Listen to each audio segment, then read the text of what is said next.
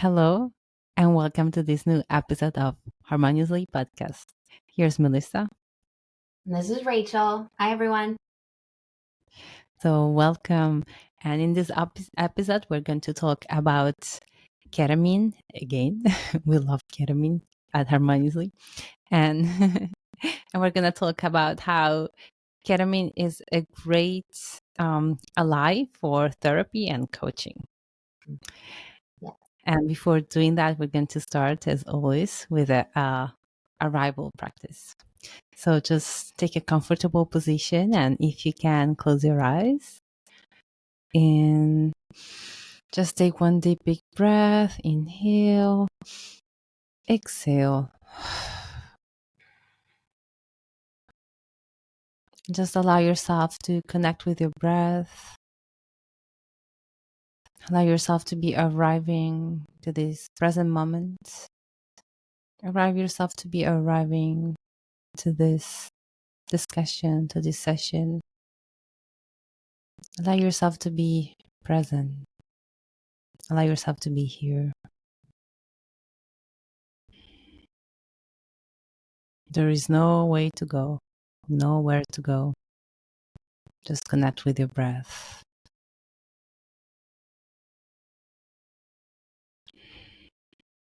And then slowly open your eyes. And by the way, we also have another channel. It's Mindfulness by Harmoniously, where we share meditation. So if you like to have more meditation, just check that out. All right.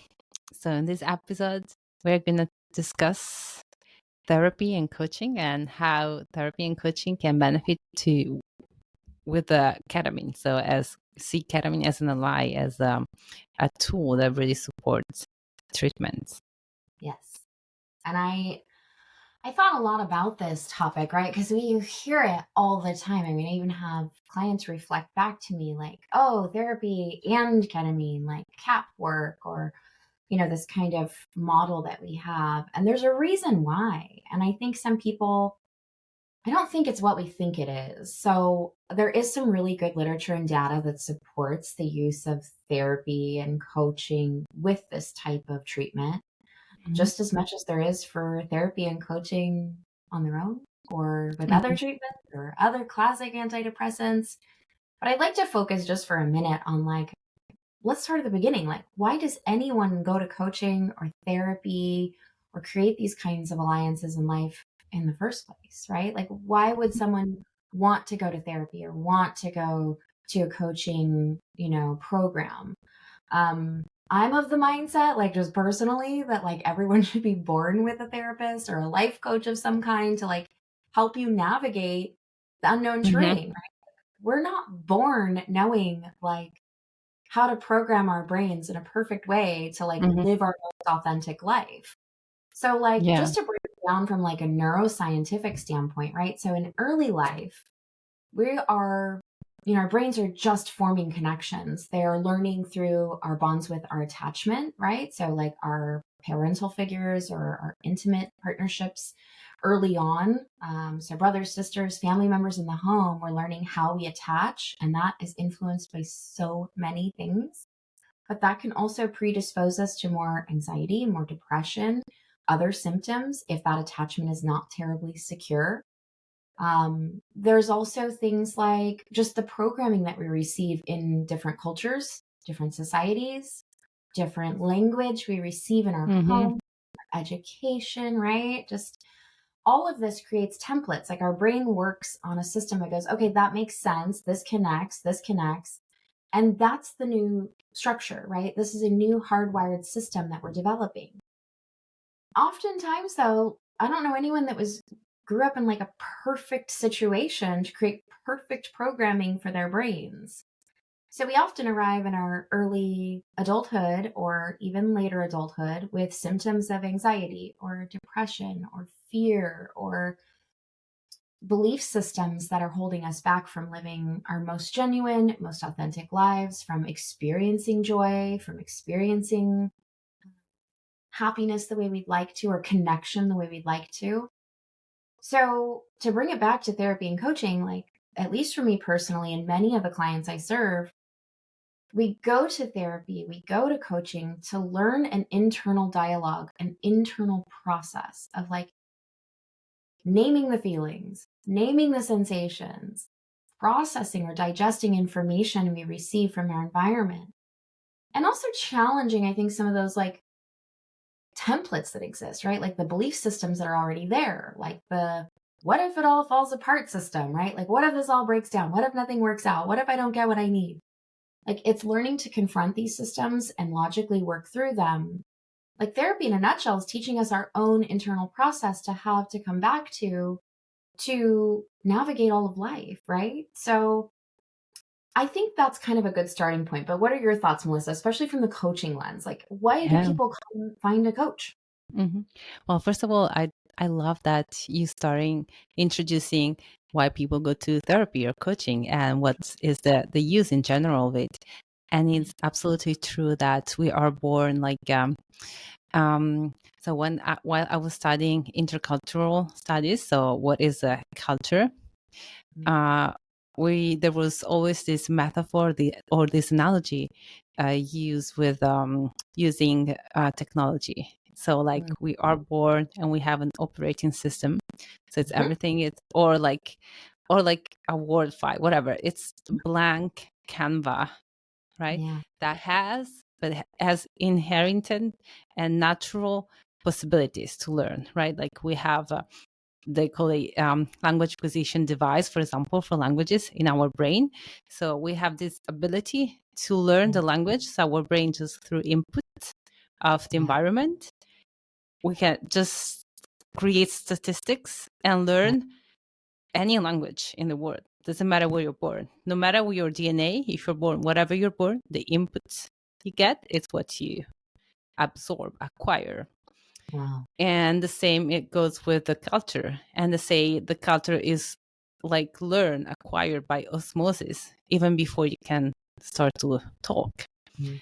And so we have all this conditioning that Yes. are there, and it's just not only like learned or learned at school, and definitely school or Mhm. parents when they like openly learn, openly teach, like explain how to do things. Yeah. um I, Apart from that, even before that, by Mhm. osmosis Mhm. we get that. So we have these conditionings that is just like taken in, and Mhm. all this conditioning that we have is what take us away from the source of who we are deep inside. And then definitely school and all society. Yeah. And I don't we're not criticizing that. It's just Yeah. human being has Mhm. developed life on earth in the environment we're in, and created like school created education for the best, with the Mhm. best intentions. But these best intentions um, are in a work against the individual nature of each person. And so this individual nature that can blossom, I think we said that before, it's like we have this seed and we can Mhm. blossom into the beautiful plant or flower that we are. And this is never taught anywhere. And Yeah. that's what a therapist or a coach can support you to become your true self, and gives you the tools. In coaching even more, we say that therapy focus a lot more on the past. Mhm. So to overcome Yeah. traumas, to Yeah. overcome certain mental states.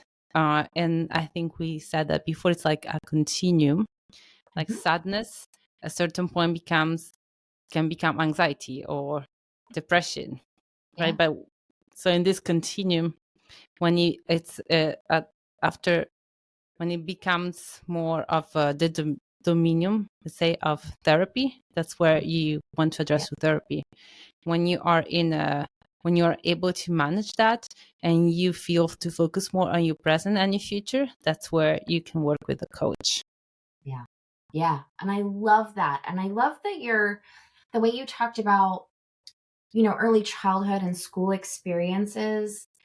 and these kinds of constructs that we're programmed with, that we're exposed to, it's almost as if like the side effect of that, like it's not a judgment, it's like a fact, right? Like that's how we Mhm. grow up. Like this is how beings grow up on Earth. Like we're all navigating like global crisis and all kinds of, I mean, imagine like growing up through the Depression. We've had kids that have graduated high school during COVID, like all of these major like world changes. But the side effect of some of these types of conditioning or programming is that they often lead us further from our true source, our Mhm. internal sources of joy, our internal locus of control. So the process of therapy and or coaching can navigate and help us learn the architecture of A, what is here, and B, where we want to go, right? Like in a nutshell, Mhm. that's really what we're doing, is navigating, learning this language, this internal dialogue that we all have going on, that most of us are not taught how to access, not taught how to own, not taught how to like express, right? And that Mhm. gives us a different momentum moving forward. So, on its own, like coaching and therapy, incredible, valuable assets at learning like our internal cartography, right? Like learning this internal landscape. A, that's important to review the past because that's often where a lot of the present comes Mhm. from. But as much so, it's important to be able to identify what's going on in the present and where we'd like to go, right? So, coaching as well. And then I think when we add in, I mean, I'm sure you've seen them too. I have lots of clients that have been in like traditional types of coaching or therapeutic relationships for, let's say, a couple of years. And now they're not getting anywhere, or they've got some blockages that are like, I can't move past this thing, or Mhm. I can't get past this relationship in my past, or I can't get unmad at my mom, or whatever it is. We reach something in that relationship where it's almost as if we don't have access to it. And all the language and all the tools and all the skills, we still can't get through this thing. I think that's a really common experience in therapeutic relationships and coaching relationships, these blockages, these kind of internal places of like resistance. These can happen for a million reasons, right? So sometimes it is Mhm. that there's something significantly traumatic about that has really walled itself off to protect self, right? This Mhm. could be from early childhood trauma that's even pre-verbal. So we don't even have actual language to access it, right? So when this is occurring pre-2 or pre-verbal time, Yes. there isn't language to access that. It's a feeling. So it's more like we've talked about before, like it's the way our brain codes in picture. And our brain will try to protect us from these things because like that's scary, it's bad, don't go there, right? So it's like, we're just Mhm. gonna put that in a separate segment of self. Or there's something more there.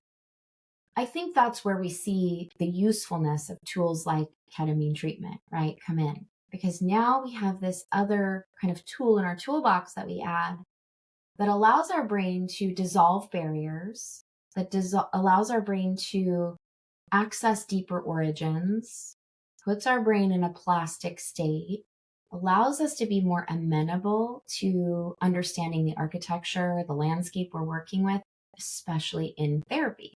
Mhm. So, like, I've had clients be working through things they've been working on in therapy for 20 years and finally get that breakthrough or that like movement, moving the needle a little bit with ketamine treatment when they're in a therapeutic process, right? Mhm.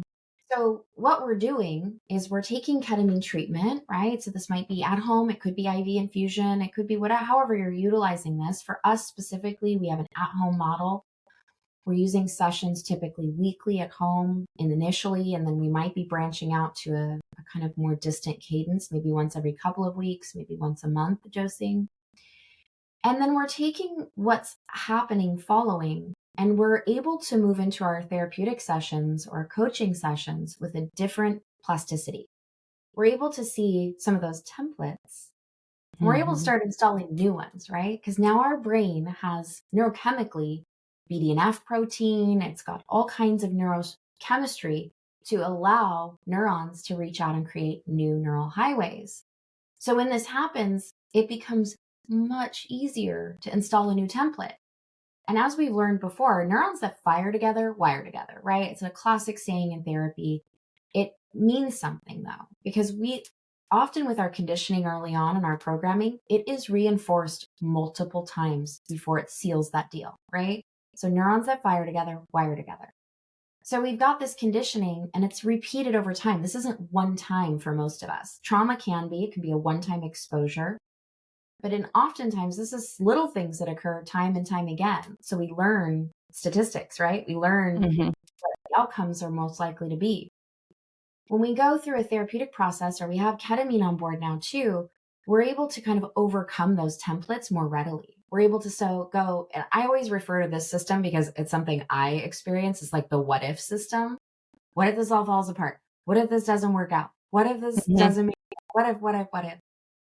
Now we're able to kind of branch further down that and say, what if it all works out? What if I get Mm-hmm. everything I need? Because statistically, that's just as likely, but it's not what our Mm-hmm. brain thinks, Mm-hmm. right? Our brain's like, Yeah. what if this all is detrimental? What if this Mm-hmm. breaks down and falls apart and this is it? But then we learn through maybe coaching and therapeutic connections the ability to start installing the new template that says, what if this all works out great? What if I get everything I need? What if this is an amazing new chapter? What if this is full of joy? What if this is full of connection? What if this is, because that's just as statistically likely to occur.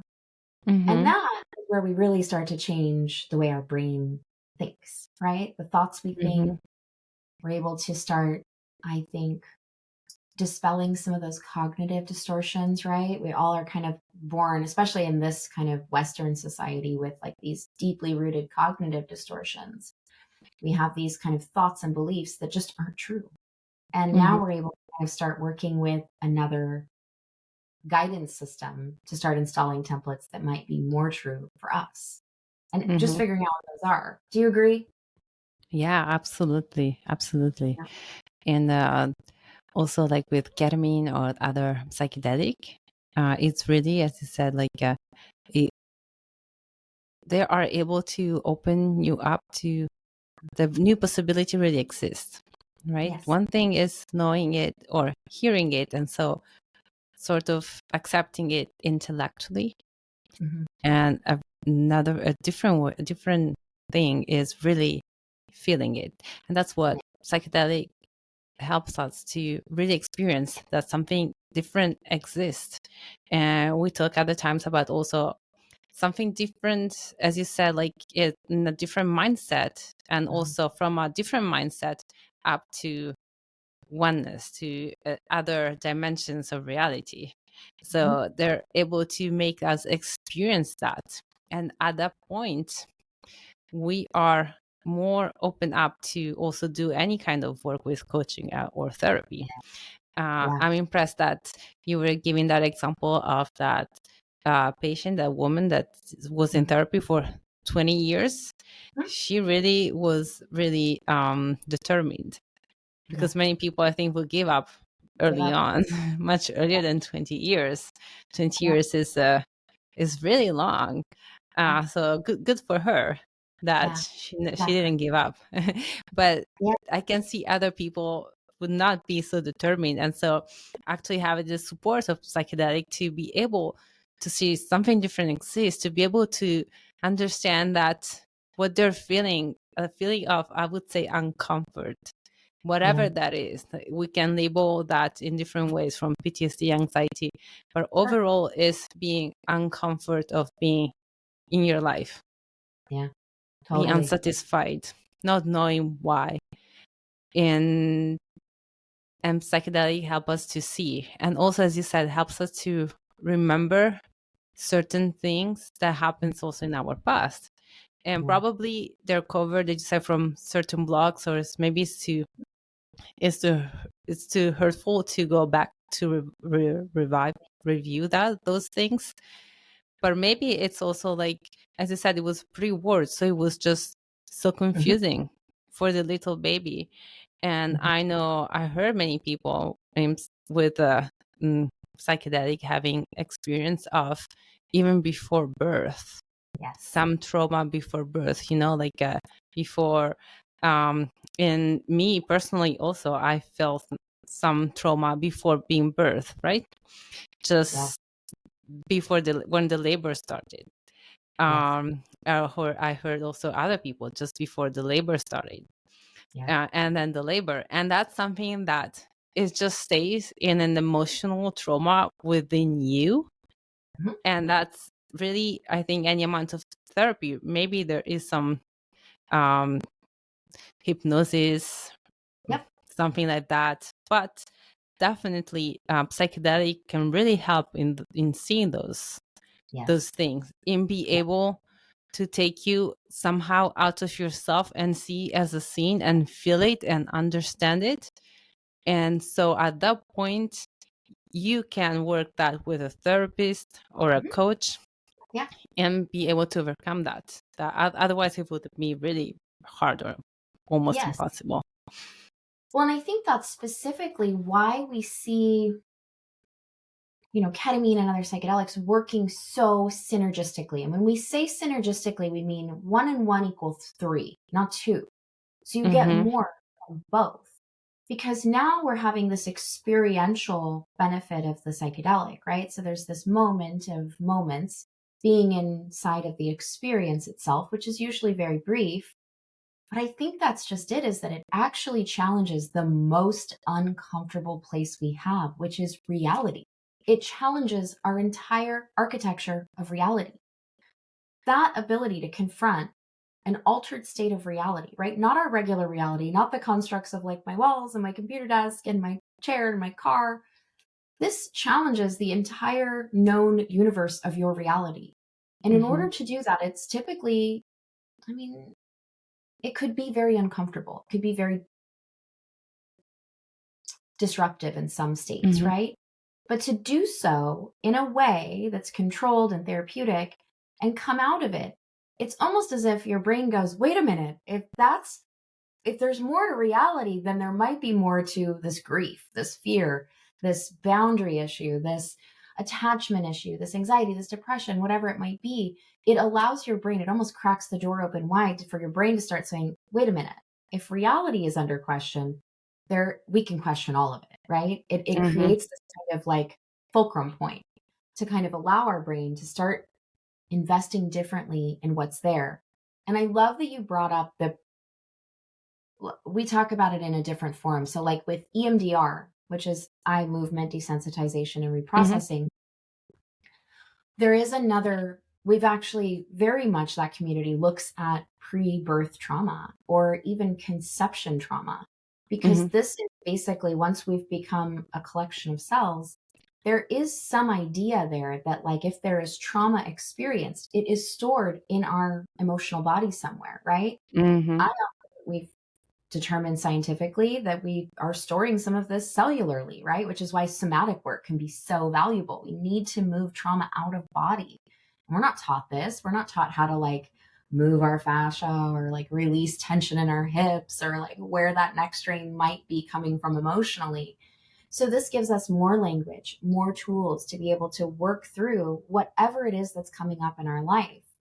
And I think that it's just that therapists and coaches tend to be the most articulate in these languages, right? They are here to help us determine what our own internal language is and how Mm-hmm. to navigate that as a human on this journey in life. I think that with ketamine on board, especially because of its neuroplastic, offerings, we find that the people that were really stumbling around areas of blockages or areas of maladaption, they are far more amenable to making adaptation, right? So we're seeing these brains go, wait a minute, like that was crunchy and difficult and I couldn't get past it or through it. Now they're like, wait a minute, that's not it at all. That's because that wasn't the thing. It's this thing over here. And they're just moving through these things more effortlessly. It really Mm-hmm. decreases the friction moving through the trauma that we need to work through, the emotional stored trauma, the cognitive trauma, the stress, right? We could just call it a big ball of stress that our bodies are navigating through. It becomes more efficient to do so. So, from like the therapist and coaching lens, working with these clients, it's like we've been working with them for years, and all of a sudden they're making different movement. They're Mm-hmm. making different strides. They're understanding things in a different way. And I think that brings us to a great point to talk about integration, because I think there's some misunderstanding still surrounding what integration might look like. like, and why Mm-hmm. it's so important. And I know we've talked about integration in the past, but I mean this Mm-hmm. specifically in this capacity because I actually had something interesting challenge this for me recently Mm. with a client. And that's, I think, fairly specific to the ketamine experience. The ketamine experience isn't always like the most profound, like, experience, right? It isn't always this like meaningful, profound imagery that comes to mind where we meet source or we move through our childhood. Sometimes it's just a bunch of chaos and it's like a bunch of landscapes and colors, and maybe it's a sense of being somewhere else, but it isn't Mm-hmm. always meaningful. And I mean that in the way that like we can make sense of, right? That we have language to Mm-hmm. make sense. And I think that calls into question the idea of integration work, right? Because I think a lot of us think about it like you have an experience, you have imagery or thoughts come up or feelings come up, and then you move to going to like therapy or coaching to do integration work, to like figure it out. And I don't think that's it at all. Because sometimes, right, what comes up is like a bunch of whatever, like our brain's using weird metaphors to like reprogram whatever it needs to do in its own language. Mm-hmm. Sometimes this is influenced by, like we already talked about, the content we've been viewing, right? Like whatever's going on in our subconscious, unconscious patterns. So sometimes the experience isn't terribly valuable to take and try to break down and suss out and kind of garden through. It's really just a bunch of like hodgepodged images.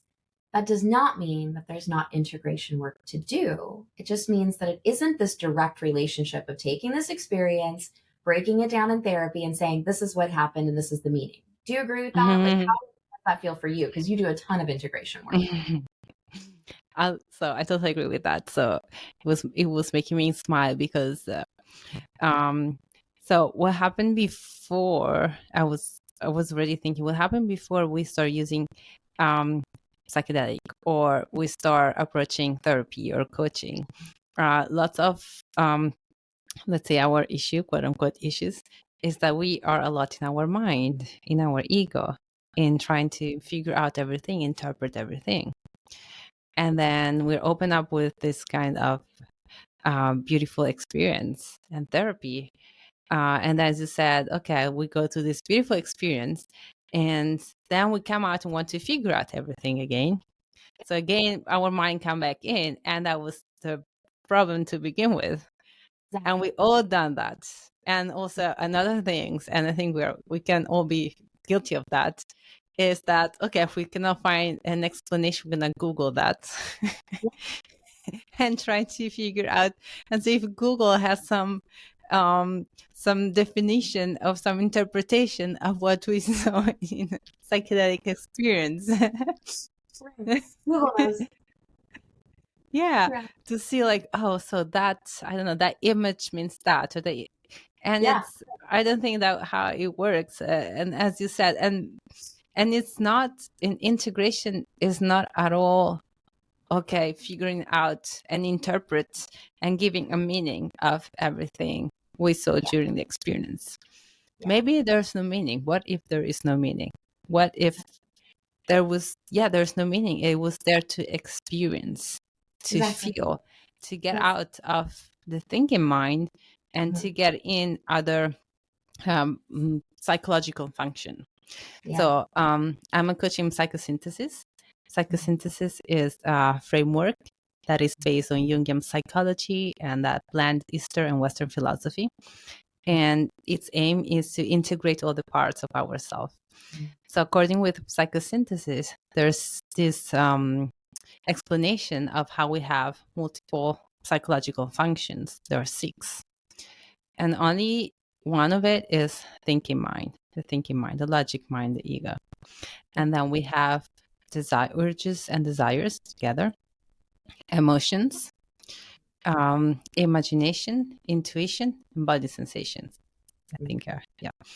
And we often, mostly, are into the thinking mind, which is the most developed, especially in the West. And definitely, we are in our emotions, and we do feel the urges. But we pretty much dismiss everything, and we just give more importance to the thinking mind and to interpret to give meaning to that and that. And again, that's what is the issue in the first place. Yeah. I remember, I don't know if you ever heard of like Native Americans when European came to this continent or American continent, and their comment were, oh, they have a disease, they're too much in our mind, that's their problem. And we still are. So with with Yeah. it was continuing being, yes. And the thinking mind is an absolutely great tool, Yes. so there's nothing to like Yeah. deny about that. Yeah. But yes, remember that this psychedelic experience help us also to go in other parts of our psychological functions, to all of to other abilities that we have. Yeah. And with integration and with coaching and therapy, integrating that experience, the integration is not interpretation, is not Mhm. finding what the meaning, but Yeah. just take that experience to open up to whatever is that in front of us in life, to create Yes. something that is truly in alignment with us. Yeah. And while you were talking about integration, I was almost, because like in Harmoniously, we say that we want to integrate. We have an integrated approach to wellness, and we Yes. integrate, so put together, ketamine, we put together mind, body, and soul, see people as a whole of mind, body, and soul, and not as a patient, not as a symptom, but like Yeah. a whole. So we're thinking, what if also we approach this idea of integration again differently? Integration is a beautiful word, but like, so integration is not making meaning of the experience, but Yes. really use the experience with the coaching, with the therapy as a Mhm. one process. Mhm. That gave me the most beautiful like analogy in my brain, and this is what comes to me from that. It's almost as if, especially, I love your lens of like psychosynthesis coaching, like looking at the different bodies, right, that we inhabit, right? Our thinking mind, our desires, our emotions, our felt senses, right? So all these components, and I think you said there were 6. Mm-hmm. It really, like, our thinking mind is so dominant, right? And so like wants to derive meaning and wants to break things down. And that's a lovely sense. And it's, by the way, highly useful, right? Like when you're driving a car, you should be using your thinking mind, right? It's a very valuable tool. Keep it safe. Like, please don't stop using it.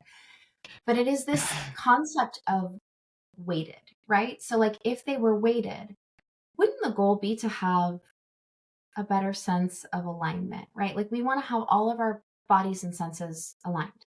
And that to Mm-hmm. me is what harmoniously means. We want to bring all of our senses into alignment. We want to bring all of ourselves into integrated place, which is the state of harmony, right? That's Mm-hmm. what we're doing.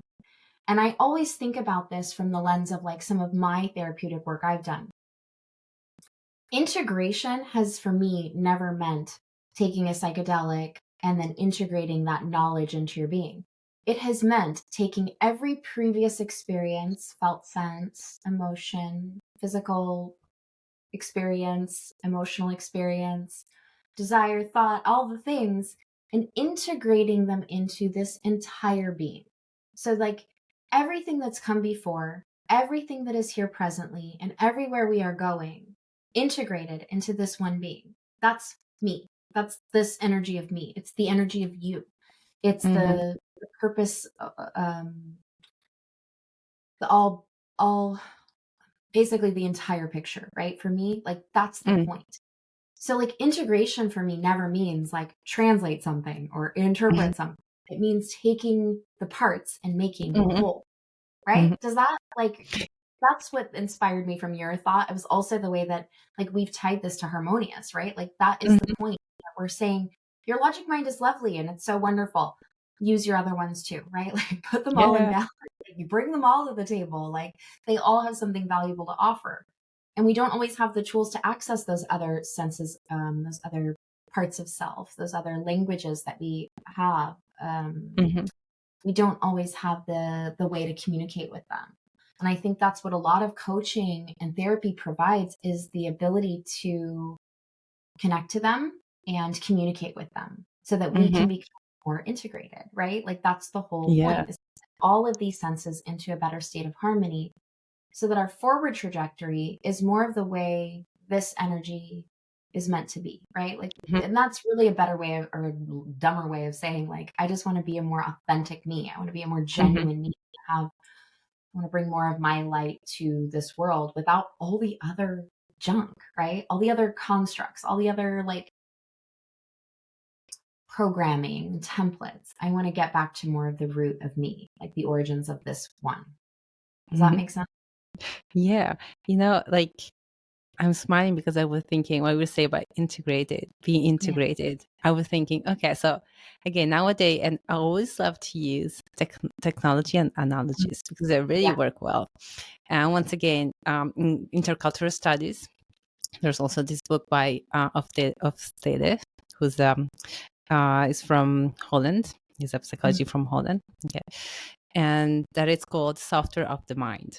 Okay, so Mhm. there's a lot of analogy with technology and the mind, right? So I said before, like how it's more like, so we have this software or also operating system, Mhm. and whoever is the techie out there, so don't if you want Yeah. to comment if my analogies are correct or not, but just Feel free to anyway, correct us. correct us, yes.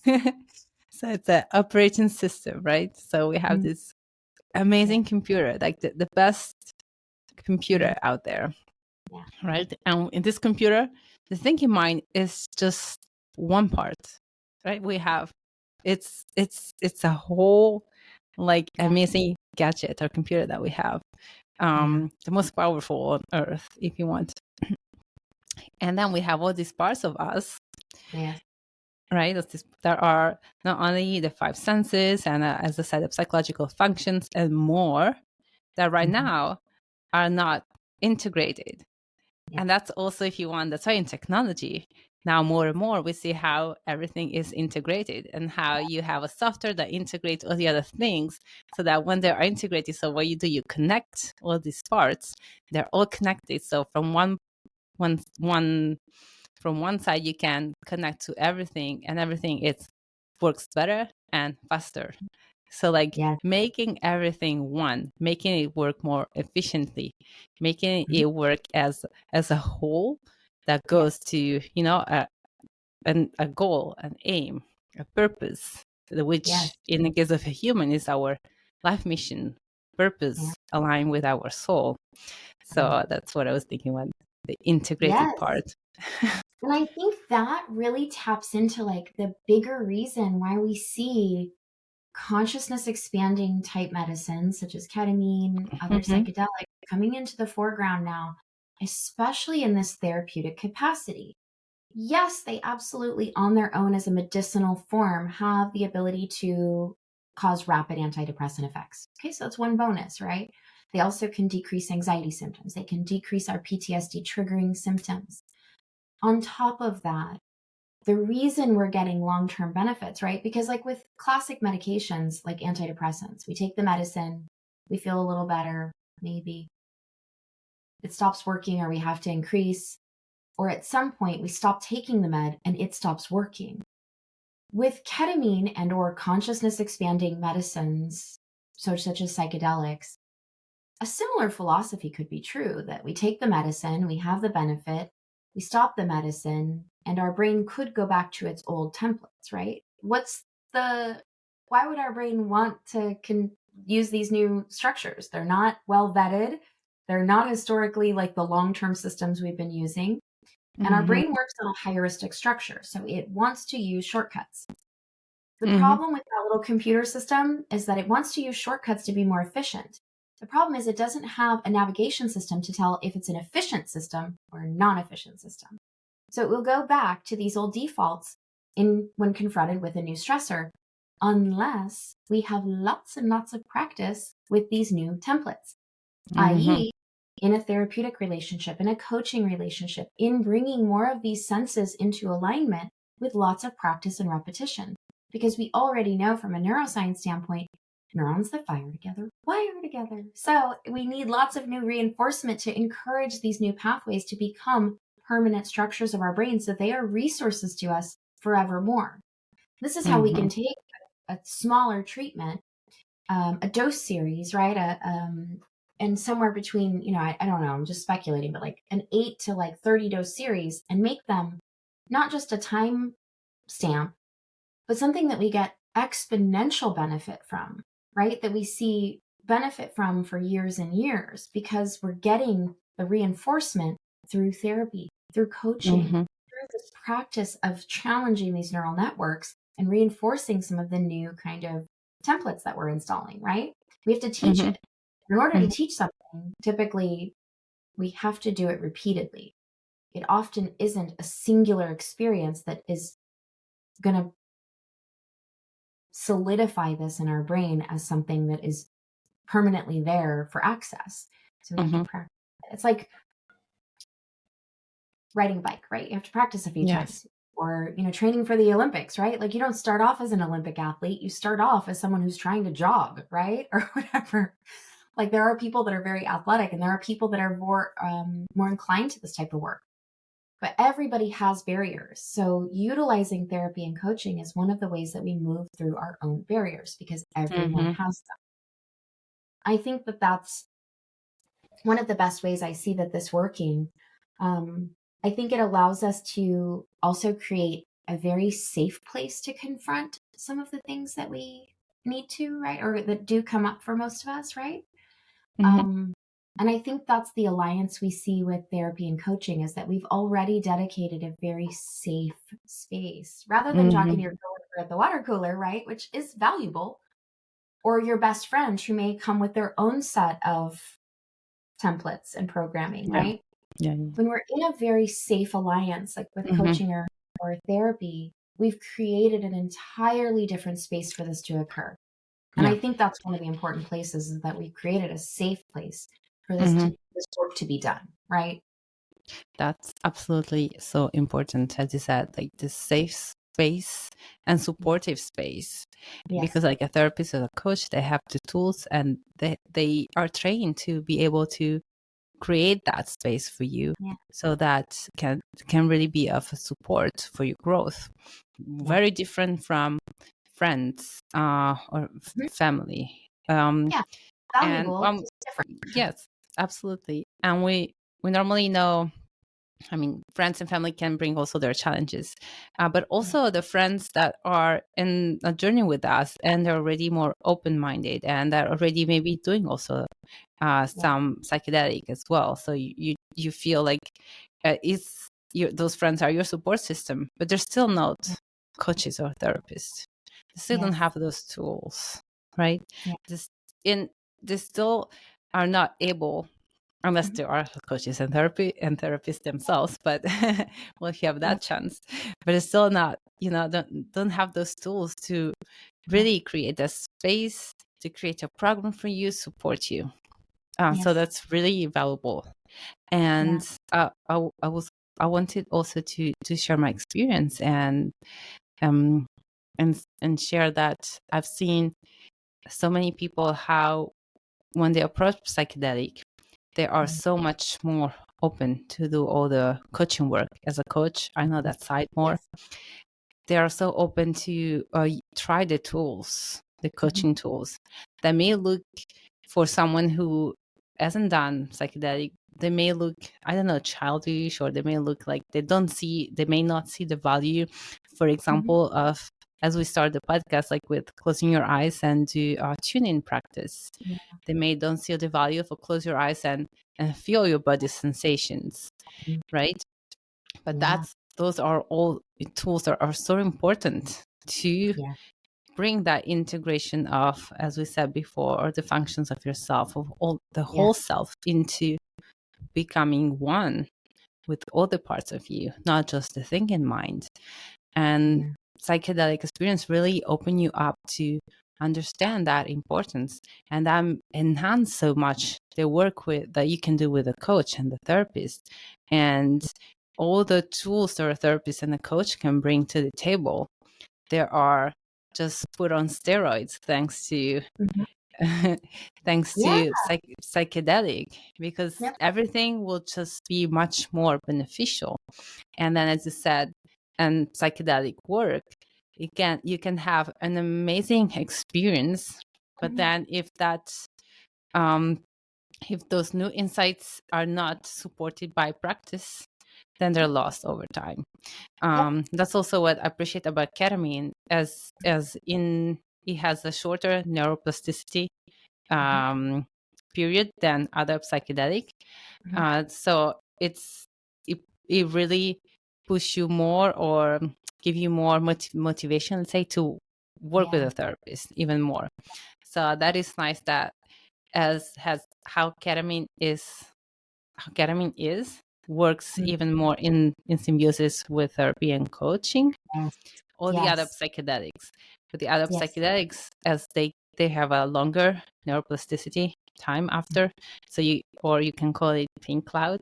You are more Mhm. in the pink cloud I love the than pink cloud. yes. And then you may have the, let's say, you may think you can do it on your own, and you Yeah. can be good on your own, You and get that then false sense of security. Yeah. yes, and then you I'm fall good. of the pink cloud. Exactly, I'm good. I can figure out myself. I don't need to invest on myself more. I Mhm. the medicine will tell Mhm. me everything. And yes, you can have that relationship with the psychedelic, with the spirits, for sure.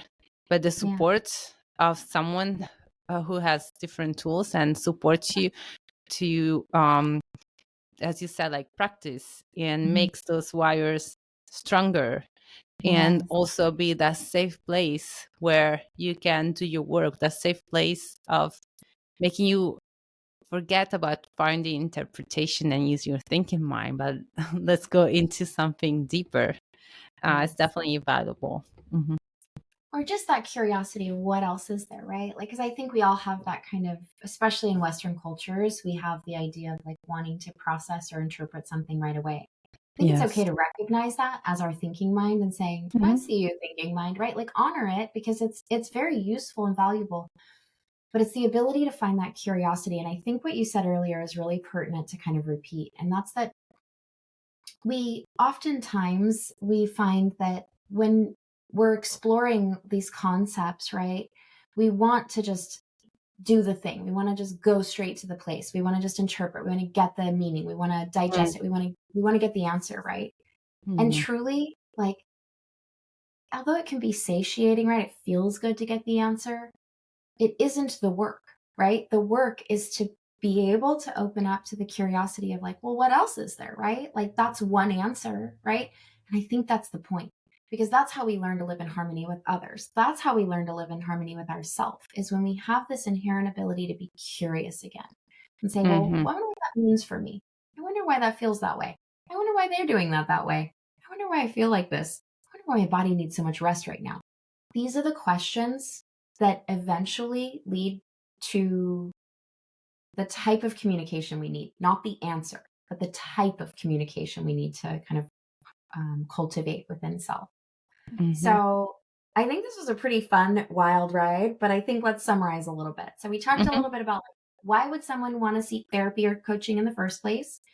And that's because we said we're here on earth and we're human, right? Like basically that everybody needs Yes. safe, supportive guidance, right? To learn their own internal process, to navigate conflict, to navigate difficulty, to navigate strife, challenge, grief, heartbreak, loneliness, fear, all of these types Hmm. of, and to try to perhaps learn to bring our entire beings into a greater state of harmony.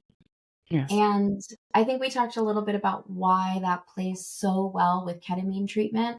We're Hmm. in a more neuroelastic state. We have more amenable neural firing to making more adaptation, to being more curious, to moving through blockages, to accelerating some of the work we're doing, right? In that therapeutic or coaching environment.